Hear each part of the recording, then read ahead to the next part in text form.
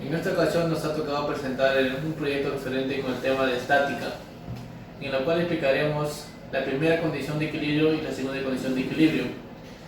Para empezar, haré una breve introducción sobre qué es estática.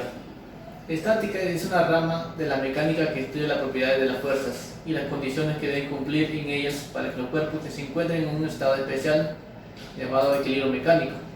¿Qué es el equilibrio mecánico?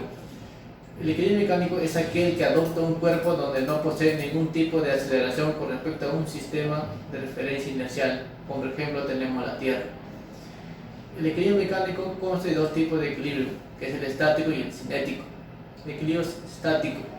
Esto ocurre cuando un cuerpo está en reposo, donde decimos que la aceleración es igual a 0 y la velocidad inicial es igual a 0. El equilibrio cinético. Esto ocurre cuando un cuerpo se mueve en línea recta o velocidad constante, donde la aceleración es igual a 0.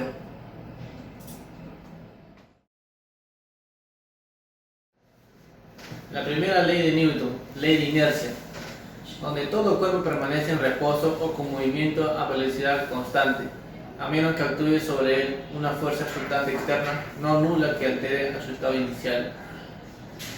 La primera condición de equilibrio, equilibrio de traslación. Para que un cuerpo rígido se encuentre en equilibrio de traslación, la resultante de las fuerzas externas que actúan sobre él debe ser 0, es decir, la sumatoria de fuerzas es igual a la fuerza resultante y eso es igual a 0. A continuación mencionaré los materiales que se van a utilizar en la primera condición de equilibrio. Una balanza mecánica, alcance máximo 610 gramos, 3 cuerpos metálicos, un transportador circular, 2 dinamómetros, un hilo o cuerda de 2 metros de longitud, una pizarra acrílica imantada, 2 plumones, una pizarra acrílica y una regla metálica graduada, máximo de 1 metro. Para el procedimiento emplearemos 2 dinamómetros circulares. Antes de la toma de datos se debe tener en cuenta las siguientes consideraciones. Ajustaremos a 0 dinamómetros para obtener una lectura correcta de las tensiones en el dinamómetro. Giraremos el platillo metálico hasta que el ángulo de la aguja forme 90 grados con la cuerda.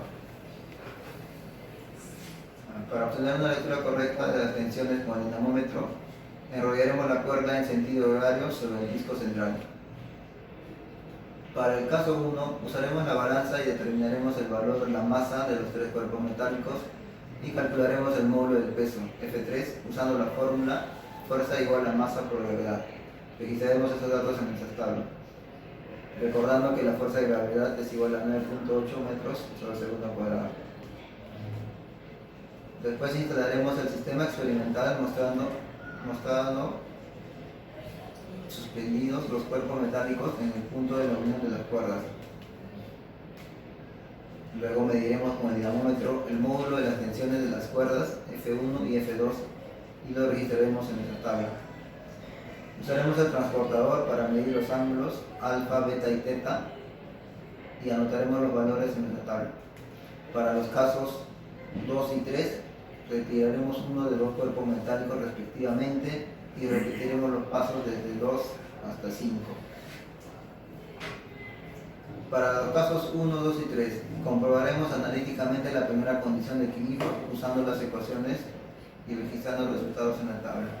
A partir de los datos de la tabla comprobaremos gráficamente la primera condición de equilibrio en un papel ilustrado usando el triángulo de fuerzas, considerando el módulo y la dirección de las fuerzas.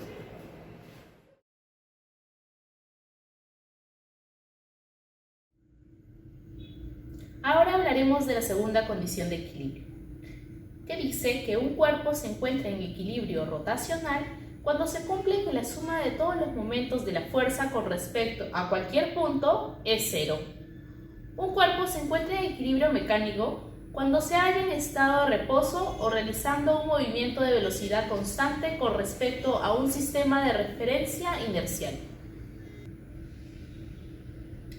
¿Qué es un momento de fuerza o torque?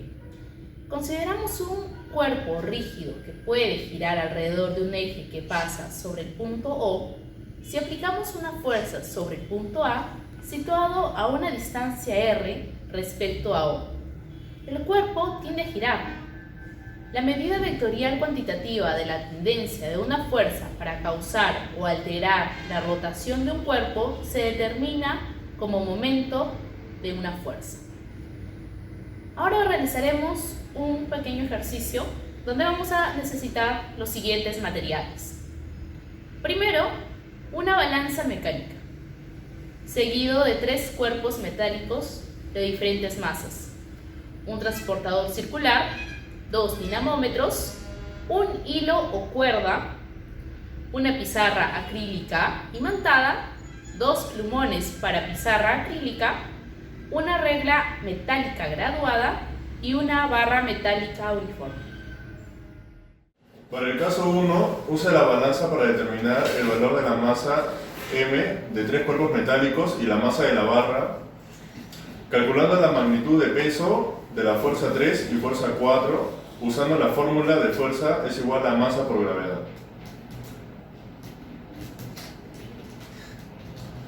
Mida con el dinamómetro los valores de las tensiones de las cuerdas F1 y F2. Registre los datos en la tabla 1.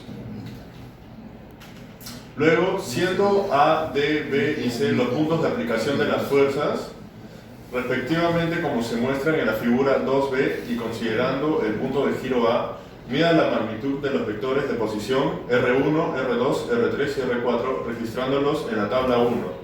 Note que R1 es igual a 0, R2 es igual a AD, R3 es igual a AB y R4 es igual a AC. Use el transportador para medir los ángulos alfa, beta y teta, que forman la barra metálica con las fuerzas de tensión F1 y F2. El peso de la masa suspendida F3 y el peso de la barra metálica F4 respectivamente, como se muestra en la figura 2B. Registre los ángulos en la tabla 1. Para el caso 2 y 3, retire 1 y 2 cuerpos metálicos respectivamente y repita los pasos desde 1 hasta 5. Tenga en cuenta la sustracción de la masa suspendida en cada caso. Para los pasos 1, 2 y 3, trace los ejes coordenados tomando la barra como el eje X y el punto A como el origen de coordenadas y represente vectorialmente las fuerzas y posiciones registrando estos datos en la tabla 2. Calcule los momentos de cada una de las fuerzas respecto al punto de giro A usando la ecuación 1 y registre los resultados en la tabla 2. Haga uso de la ecuación 2 para comprobar la segunda condición de equilibrio registrando el resultado en la tabla 2.